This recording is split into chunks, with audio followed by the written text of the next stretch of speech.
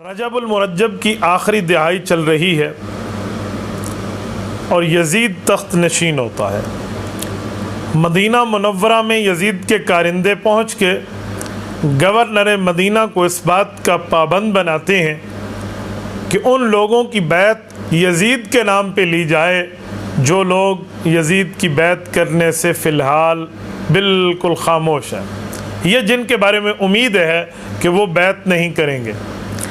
उनमें सरकर्दा अफराद के अंदर हज़रत अब्दुल्ला बिन ज़ुबैर रज़ी अल्लाह अन्हु का नाम है, जो रसूल पाक सल्लल्लाहु अलैहि वसल्लम की साली हज़रत अस्मा बिनत उमैस रज़ी अल्लाह ताला अन्हा के बेटे हैं, हज़रत ज़ुबैर इब्नुल अव्वाम के बेटे हैं और हज़रत अबू बकर सिद्दीक़ रज़ी अल्लाह ताला अन्हु के नवासे हैं। दूसरे नंबर पे हज़रत हुसैन रज़ी अल्लाह अन्हु का नाम है, जो रसूल पाक सल्लल्लाहु अलैहि वसल्लम की चौथी और चहेती साहबजादी हज़रत फ़ातिमा रज़ी अल्लाह ताला अन्हा के बेटे हैं, हज़रत रसूलुल्लाह सल्लल्लाहु अलैहि वसल्लम के नवासे हैं।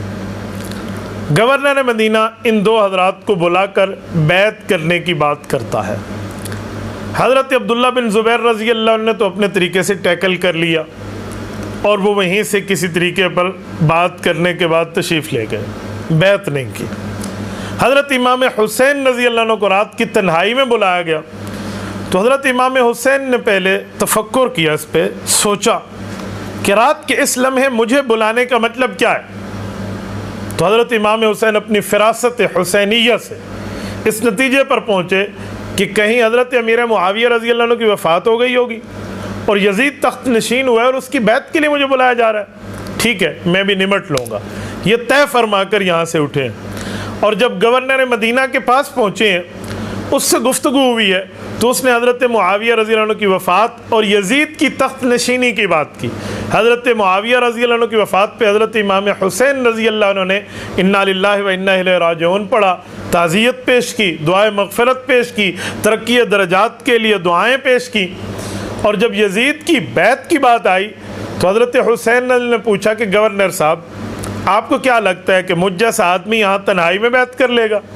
आपको तो चाहिए कि मुझ जैसे आदमी की अगर आपने बैत लेनी है तो आप मजमा आम में, बरसर आम, दिन की रोशनी में मुझसे बैत लीजिए, ना कि रात की तन्हाई में। उन्होंने कहा जी बात तो ठीक है। कहा जी ठीक है, फिर आप अभी तशरीफ़ ले जाइए, सुबह बैत के मामले को देख लिया जाएगा।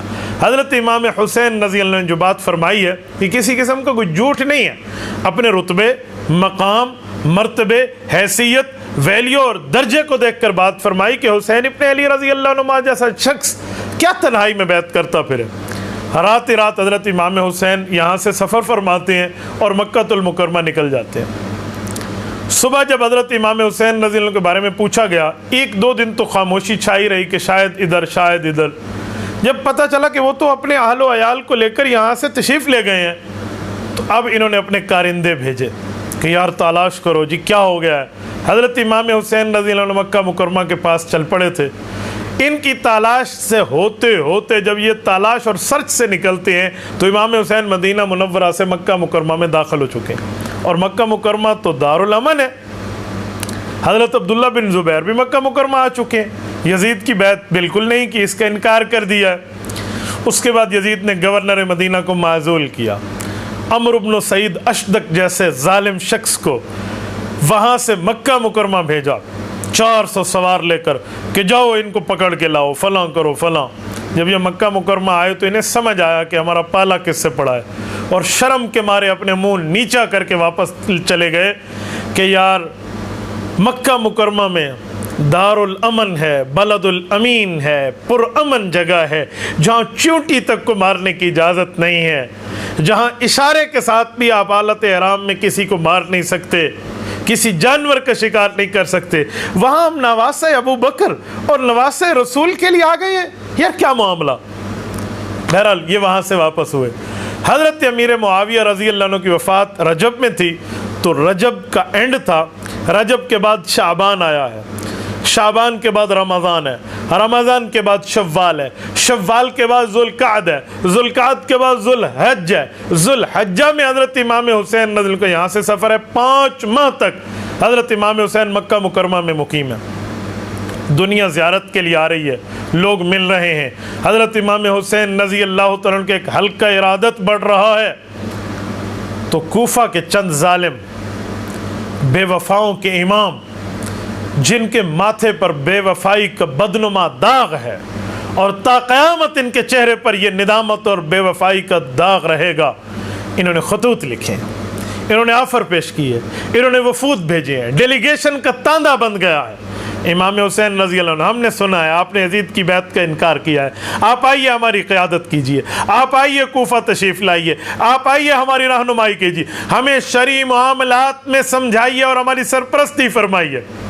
खतूत दर खतूत, खतूत दर खतूत, वफूद दर वफूद, एक सिलसिला बन गया। हज़रत इमाम हुसैन रज़ी अल्लाह अन्हु जब सफ़र का इरादा फरमाते हैं तो सहाबा की औलादें और इमाम हुसैन के बचपन के साथी और दोस्त और प्यारे और ताल्लुक़ वाले ये आड़े आ जाते हैं, आप सफ़र क्यों कर रहे हैं? आप जानते नहीं हैं ये इराक़ वाले कौन से लोग हैं जो आपको तलब कर रहे हैं? इन्होंने आपके वालिद हज़रत अलीजुल मुर्तज़ा रज़ी अल्लाह तआला अन्हु के साथ क्या किया? इन्होंने आपके भाई हज़रत इमाम हसन रज़ी अल्लाह अन्हु के साथ क्या किया? या मुदिल्लिल मुमिनीन का इन लोगों ने हज़रत इमाम हसन रज़ी अल्लाह अन्हु को ताना दिया था।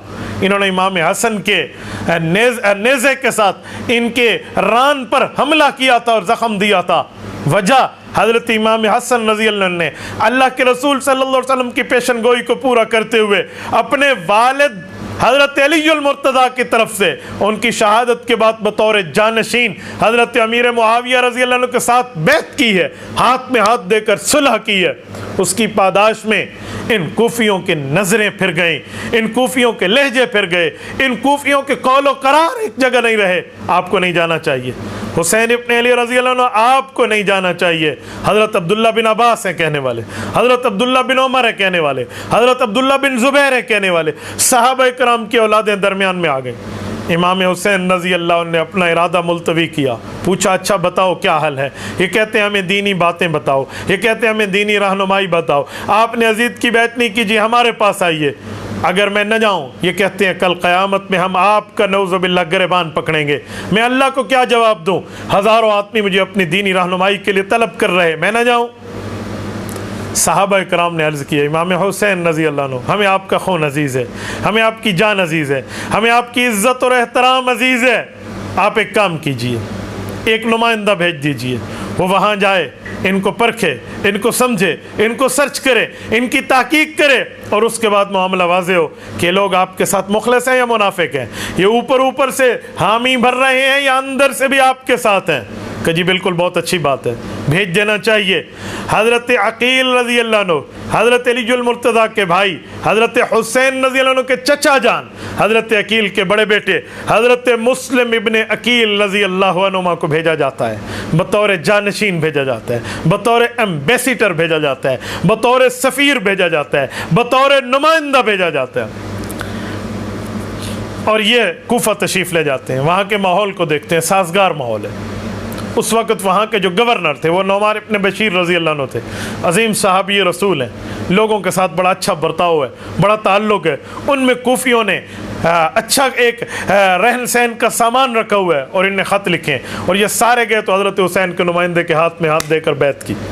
आप बुलाइए इमाम हुसैन को, हम बैत करते हैं, हम साथ देते हैं, हम ताल्लुक़ में रहते हैं, हम मदद और नुसरत के लिए रहते हैं। वो हमारी शरई रहनुमाई की करें, हमारी इस्लामी रहनुमाई करें, हमें दीनी नॉलेज और दीनी मालूमात दें। अजी ठीक हो गया। जब इन्हें तसल्ली देखी, मामलात को पुरअमन देखा, ख़त लिखा, आ जाइए, यहाँ माहौल बिल्कुल साजगार है। हज़रत हुसैन सहाबा की औलादों को ख़त दिखाते हैं, दोस्तों को वो खतूत दिखाते हैं कि देखो मेरे नुमाइंदे ने भी तस्दीक कर दी। चलिए अब इनके पास तो क्या रह गया? ठीक है, हज़रत इमाम हुसैन ने सफ़र शुरू किया है। ये ज़ुल्हज के इब्तदाई दिन है। हज़रत हुसैन रज़ी अल्लाह अन्हु सफ़र फरमाते हैं कूफा की तरफ। रास्ते में पहुँचते हैं कि इत्तला मिलती है कि हज़रत मुस्लिम इब्न अकील रज़ी अल्लाह ताला अन्हु के साथ बेवफ़ाई हो गई और उनका जवाबी ख़त आ चुका है कि मामला क्या है और मामला क्या है। ये ख़त अभी हज़रत इमाम हुसैन को मिला नहीं है, ये इत्तलाएँ आना शुरू हुई हैं।